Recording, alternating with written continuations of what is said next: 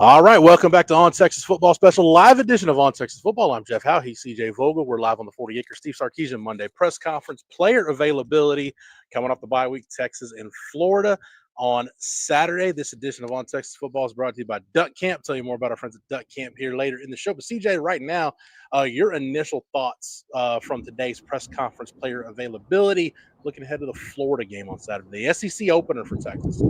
Yeah, that's where I was going to go. SEC opener. The team was at home. They got to kick their feet up, relax, watch a lot of football this weekend. And boy, what a weekend of football it was. But for me, it's SEC is here. And I think we heard that pretty often from the Texas football team. Hearing from a number of players today, Arch Manning, Parker Livingston, Anthony Hill, Ryan Wingo, Hero Canoe, all of them emphasize the importance of playing SEC football. All of them emphasizing, again, how important this season or this weekend will be as Texas kicks off its SEC slate.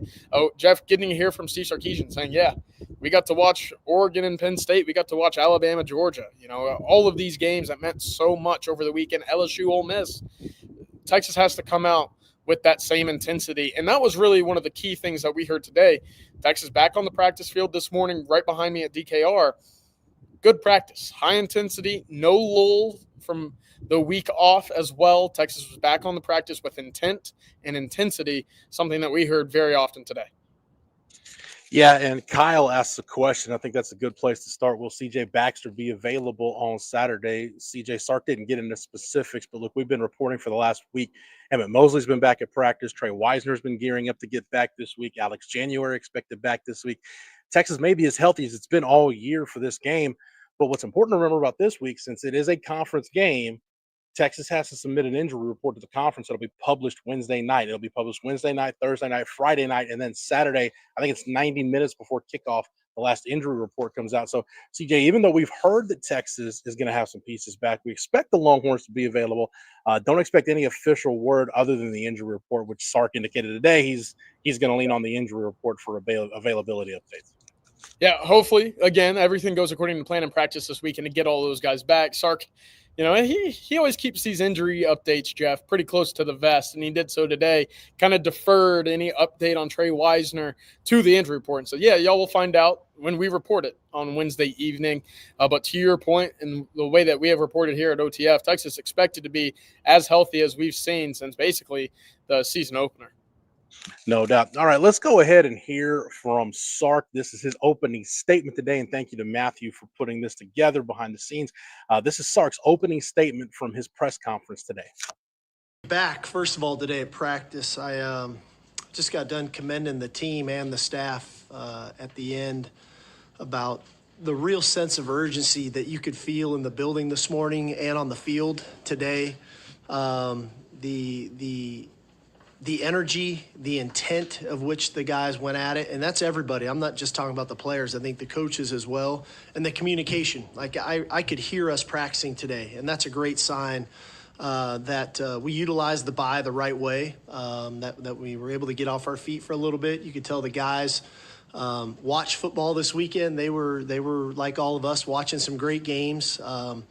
You just look around the SEC this weekend with Bama, Georgia, Ole Miss, LSU, Tennessee, Mississippi State, Auburn, A&M, all those games coming down to the very end in the fourth quarter. And so that's what we've been talking about in this conference. Like, you have to come every week, and you have to come with the right intent, the right energy, the right sense of urgency, and that's a week in, week out thing. And so today was a really good start for us for that.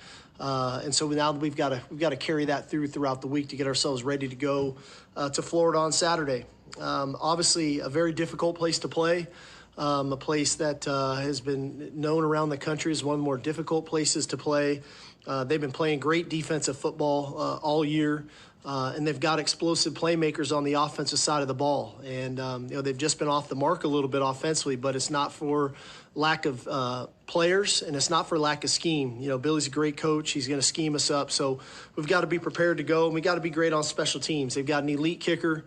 They've got an elite punt returner in Brown. And so this is going to take all three phases, playing at a high level. And that starts at the line of scrimmage with the offensive and defensive lines.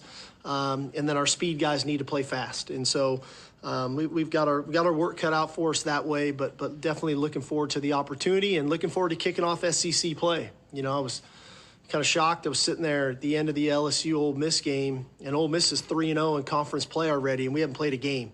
So we've got a little catch up to do here, so we got to get going. CJ, I think it's interesting. We, like the Texas players did, I think we all watched some of the games this week, or at least checked in on them. And the margin for error in this league is really slim. As a culmination of things, there's a number of factors going into it. But I think Sark is right. I don't think it's coach speak, CJ. I think just about anybody is capable of beating anybody in this league. I know we say that a lot as a generalization, but it really does seem like, man, if you don't show up ready to play with some juice, that could be an L. And, I think the good thing, though, at least from what we heard from Texas today, heard Sark allude to it there a little bit. But CJ, I think Anthony Hill hit the nail on the head. He was asked, hey, is Florida dangerous because they are 1-3? They haven't won games. He said, look, they've got our attention. Like, we know their record is what it is. They've played some tough teams, but they know Florida has athletes. They know the name across the chest. Texas shouldn't go into this game expecting Florida to just roll over. So that adds to the toughness of the week in, week out grind in this league.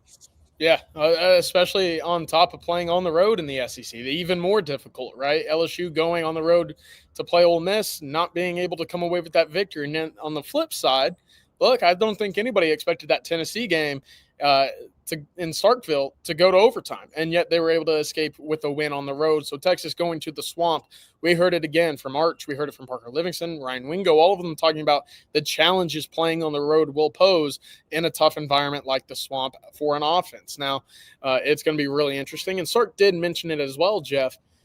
Watching all of these SEC games over the weekend, there was probably a few themes that kind of took the headlines, one of which was penalties across the country. It felt like, especially in these SEC games, teams were stubbing their toe a little too often, maybe a little too eager to hold onto that block a little bit more, maybe playing some undisciplined football because of the emotions and the emergence of SEC conference play. So for Texas, we got to play within ourselves, keep to the standard in which we've heard all about all offseason as well. But that's the focus right now, is playing clean, crisp football, and they're practicing it all week, preparing for the road this Saturday. Yeah, it's interesting when you look around the league, this league specifically, and I've done a lot of thinking, CJ, about quarterback play, and really this started kind of for me with coming off Arch's game against UTEP and looking at him, getting back in the saddle against Sam Houston. There's no great quarterback in the SEC this year. We've seen some really good individual performances at times. I think certainly Ty Simpson on Saturday for Bama, and Arch actually said today, Ty Simpson is one of the guys that he talks to, said he's proud of Ty Simpson for going into Athens and leading Alabama to a win over Georgia. But, Ty Simpson had one. You pointed out, what'd you say about Marcel Reed's game against A&M? It's the best. It's the most highly publicized 17 for 37 in the history of football. Yeah. I don't want to steal your thunder there. But, we've seen some really good individual performances. Obviously, I think John Mateer getting hurt kind of takes a little bit of the shine off where SEC quarterbacks are as a whole. But, CJ, it's just one of those years where between the quarterback play, between the fact that you do have a lot more youth in college football than we've seen the last few years, and I think you look up and down this league, and Florida's one of these teams, you got some really, really good defenses. Yeah. They're going to be kind of lower scoring rock fight type games, what you think of are traditional SEC games. And my question becomes, hey, is Texas built to go win one of those games like they're probably going to have to win on Saturday? It's going to be a big test. And, hearing from Arch Manning, having that experience of playing at the Horseshoe earlier, hopefully that carries some weight with him whenever Texas heads to Gainesville this week. And he said, look, as the quarterback, my job is very simple. I've got to make sure that I have all 11 players on that offense side of the field on the same page. Now, I said that is simple, but playing on the road, evidently in the SEC especially, it's not that simple. So that's the big focal point this weekend. And of course, getting some guys healthy should help that. Of course, we talk about Trey Wisner, CJ Baxter, guys who have played in big games on the road, guys who have shared that huddle with Arch Manning previously. Now, what does that look like if Emmett Mosley is added to this mix as well? That's going to be really interesting. But to your point, Jeff, it starts with that offense going on the field and playing to the standard that we talk about all the time. That standard basically comes down to, can they play on the same page with communication where it needs to be in a hostile environment? Yeah, let's go ahead and pause real quick and thank our sponsor for this live edition of On Texas Football. That's our friends over at Duck Camp. Duck Camp makes gear for folks who live for being out there, whether that's in a duck blind at sunrise or on the 40 acres for a Saturday kickoff. Born right here in Austin, Duck Camp builds best-in-class hunting and fishing apparel that works just as well for a full day in the field as it does for a long day of tailgating. From sun protection shirts that keep you cool during those early season scorchers to their iconic game series hats that feel like instant classics, Duck Camp gear is ready for football season, hunting season, and every season in between. Get out there, stay out there, and hook them. And for On Texas Football fans, the On Texas Football family, special promo code ONTexas25 when you're at Duck Camp. When you go to duckcamp.com to get your gear, the promo code ONTexas25 will get you 25% off of your purchase. Shop Duck Camp today at duckcamp.com. And again, the promo code is ONTexas25. CJ, we heard from, thinking about you mentioned the pieces Texas is getting back, and we talked about it. And look, again, the injury report will come out on Wednesday, but we're at this point, it's looking like Emmett Mosley will probably make his Texas debut on Saturday. We're expecting Trey Weisner back on Saturday. And again, for Texas to be as healthy as they've been really since the start of preseason camp. But, Florida, you go to the flip side, and we heard Hero Canoe say, hey, they've still got 2 preseason All-American offensive linemen. We heard Anthony Hill talk today about DJ Lagway. We know Florida's got speed at receiver. It hasn't clicked for them offensively, CJ. The pieces are there for them to be a competent, at the very least, offense. You just hope that Saturday isn't the day when it comes together for Florida. Yeah, I think Sark's quote was actually, they've just been off the mark. Take that for what you want, but he's right? That offense just hasn't clicked. The explosivity that we saw a year ago when Lagway was inserted into that Florida offense has been completely absent, and we've talked about it all the last week, Jeff. I mean, Florida is attempting, and DJ Lagway specifically is attempting only 5% of his passes beyond 20 yards down the field. It's dead last out of 146 quarterbacks in college football this year. Does that change? It needs to change. Florida needs that spark because, look, they have a solid offensive line. They have a great running back. I think Jaden Baugh is up there top 10, top 15 in the country in missed tackles forced, and that's even with a bye week already in there as well. So he's up there with the elite talents with the ball in his hands. But what else can Florida give you offensively if that passing attack is not clicking? Right now, the answer is not a whole lot. But that's where this Texas defense needs to play sound, complementary football with communication going all 3 levels. Yeah, speaking of DJ Lagway, our colleague Marcus Myers mentioned this in the chat. And thanks, Marcus, for chiming in. Said, love Sark's comments on how almost all of the players deemed the guy by national pundits before the season haven't lived up to that just yet, and how the coverage of the game is more than ever. No question. I mean, it's, we're talking about it here. There's plenty of people in the Texas market that talk about the Longhorns. Obviously, Texas is a national brand. And look, we knew, CJ, for better or for worse, the spotlight, it was going to be white hot on Arch. But it's that way for DJ Lagway, too. I mean, you got to remember, this is a guy that in the 2024 cycle, if you go back and look at the Rivals industry rankings, was the number 1 quarterback prospect in the country. I think in the 24/7 Sports Composite, he was number 2 behind Julian Sand. But this is a guy, and again, the flashes he showed last year led you to believe that, hey, maybe he's capable of saving Billy Napier's job. But I think it goes back again, and this is why I wasn't ready to give up on Arch. I'm not ready to give up on Arch. I think it's foolish to do so and let this thing play out. There's no quarterback in the SEC that's just gone out and grabbed the bull by the horns again. Ty Simpson's probably in the clubhouse with the lead right now just because of that performance against Georgia. But CJ, if Arch can build on that Sam Houston game, and he talked about it today, he was asked again, what did you want to work on? What are you trying to build on? I said, hey, just be loose, have fun, enjoy playing football, and just go out there and relax and just do it. If he can start to build on that, there's no reason why we can't get to the end of the regular season and we're talking about Arch Manning being one of the better, more consistent quarterbacks in the SEC. That's really what these teams are looking for at the quarterback position. Everybody is, whose quarterback can be more consistent? That's probably going to be the 2 teams that are in Atlanta at the end of the year. Yeah, I agree. And look, Diego Pavia needs some mention in there as well as a guy that right now has a top 5 offense in all of college football at the moment. But to your point for Arch Manning, for DJ Lagway, look, the magnifying glass in college football and grading performances and evaluating character, I mean, it's never been higher than what it is right now. And for guys that have struggled, I would throw Garrett Nussmeier into this conversation as well over at LSU. This hasn't been the start to the season that I think many expected from those 3. Shoot, add Lenore Sellers in at South Carolina, and you had probably the arguable top 4 guys in any combination coming into the year. hovering in that bottom half and a lot of statistics in SEC quarterback play. So to your point, if Texas can get a consistent level of play from Arch Manning, well, we've seen what Steve Sarkisian and his coaching staff can do when at least you have a baseline of what your offense can be. A year ago, Texas's offense wasn't where it needed to be, especially in that run and pass game, but at least you had a baseline given what Quinn Ewers could provide for you, and Texas was able to win a lot of close games as a result of knowing exactly what they needed to do and could get away with in regards to what that offense would provide scoring-wise. And I think this gets into Ryan Nelson's question, CJ. And thank you, Ryan. Thank you, Marcus. Thank you, everybody, for chiming in the chat. Said, CJ, Jeff, how do you expect our O-line will play on Saturday? I'm worried about everyone except Trevor. Look, I mean, anytime you go on the road, the old adage is you hope your run game travels. And, I keep thinking about, look, I'm a big believer. There's a couple coaches that I'm a big believer in just about everything they say. And Bill Parcells is one of them. When I heard Bill Parcells, when he was the coach of the Cowboys, say, look, I don't care what era it is.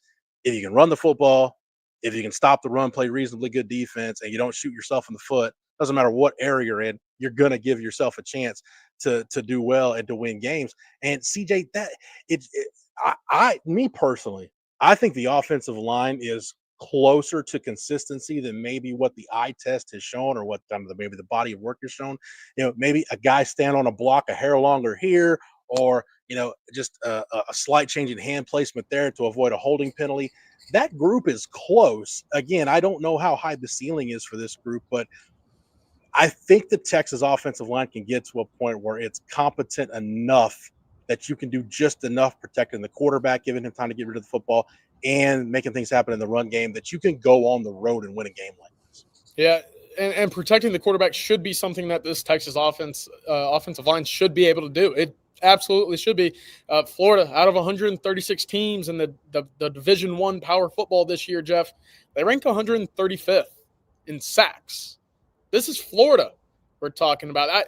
A school that's been known to put some pretty elite pass rushers into the league. For whatever reason, it's been, again, very absent this year on the defensive side of the ball for the Gators. But point being, on the road, you're playing with a different level of intensity. We've talked about it as well. Those false starts, the holding penalties, got to be cleaned up because every yard is precious going on the road and playing in the SEC. But with running the football is where I'm going next. If Texas is able to do that, especially with Sailor Joe's comment here, 50% chance of rain. There were a few questions about playing in the rain this morning. If Texas can run the football, man, does that take a lot of pressure off of the passing game and needing Arch Manning to be perfect with the ball in the air. So if Texas can run the ball between the tackles, that is going to be a huge benefit. Unfortunately, again, the return of a Trey Wisner and a possible return of a CJ Baxter should absolutely play in favor of Texas being able to do exactly that. Yeah, and CJ, I think you're going to have a little bit more on Florida's defense over on ontexasfootball.com later today. But Sark was talking about their defense, and the sack numbers aren't great, as you pointed out. But they'll two gap you, they'll be in a too high shell. Your ability to stay in a too high shell and stop the run in this conference, if you can do that, Texas was able to do that last year.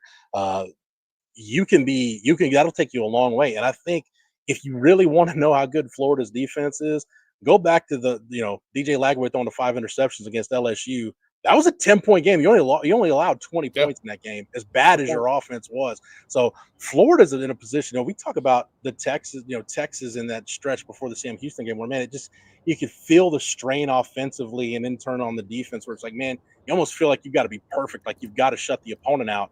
Well, when you're playing LSU and Miami and that stuff is happening, CJ, that gets amplified. So this is a floor. You talk about a pitcher in baseball that's under high stress pitches. Like if you're pitching not all 85, 90 pitch outings are created equal. If you're throwing those with a lot of runners on base, those are high stress pitches.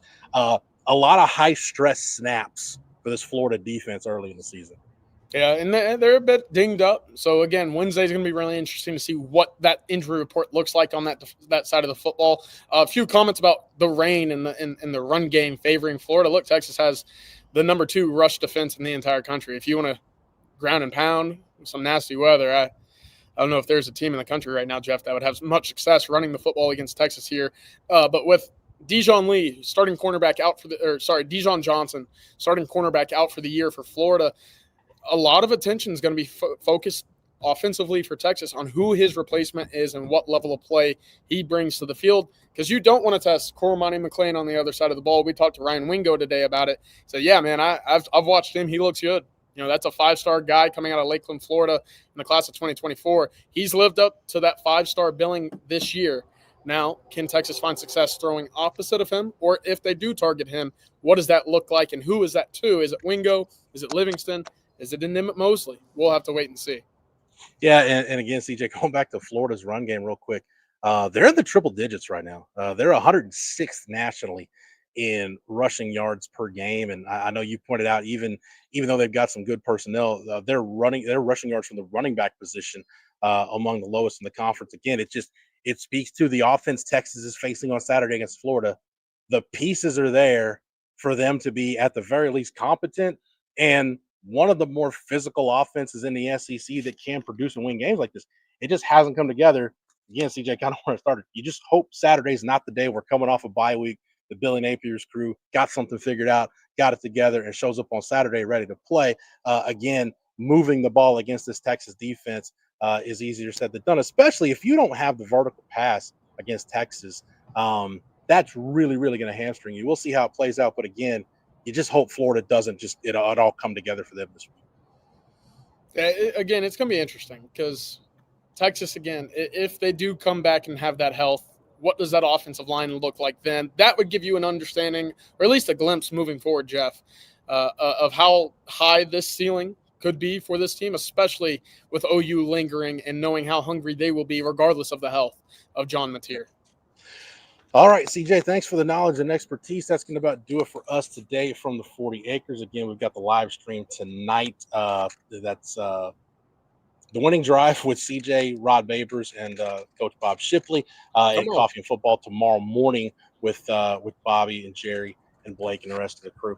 Again, thanks everybody for tuning in. Thanks everybody for your participation in the chat. Thanks to Duck Camp for sponsoring this live edition of On Texas Football. If you're not a member over at On Texas Football, get over to the site right now. Sign up using the promo code OTFOG. That'll get you 1 year of access at ontexasfootball.com for $39.95. Also, make sure you like this video and that you're subscribed to the On Texas Football YouTube channel. That way, whether it's here on the channel or over on the site, you're not missing anything before, during, and after every Texas game of the 2025 season. For CJ, for Matthew behind the scenes, for the entire On Texas Football staff, I'm Jeff Howe. Thank you so much for watching and listening, and until next time, welcome.